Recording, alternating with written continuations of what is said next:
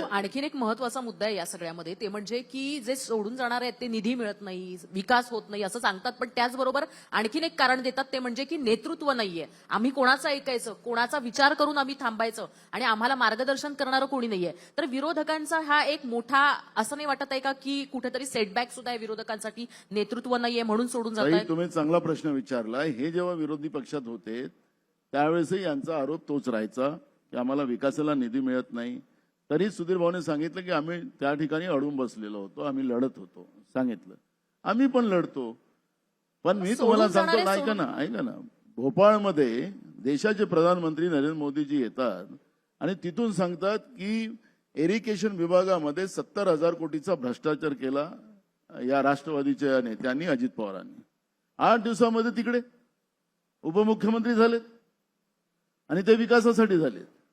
म्हणजे त्या विकासाची गोष्ट करताय.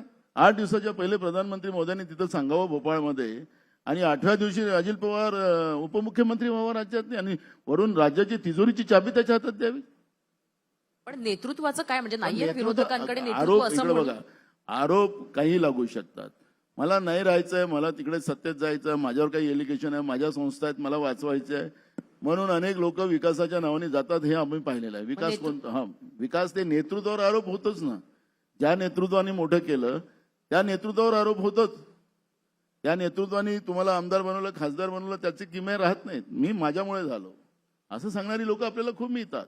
पण मी तुम्हाला ताजं उदाहरण अजितदादाचं सांगितलं, आणि ज्या पद्धतीनं मोदीजींनी सांगावं की मी खाऊंगा नाही ना खाने न दूंगा, आणि त्याच्यानंतर खाणेवाल्याला 70,000 कोटीच्या, आणि यांनीच बंडीवर, किती बंड्या होत्या सुधीर भाऊ, मुंगटीवार साहेबांनी आणि तुम्ही फडणवीस साहेबांनी, तुम्ही गाड्यांनी ते त्यांच्या इरिगेशन विभागाचं भ्रष्टाचार घेऊन महाराष्ट्राला दाखवलं. 70,000 कोटीचा भ्रष्टाचार. सुधीर भाऊ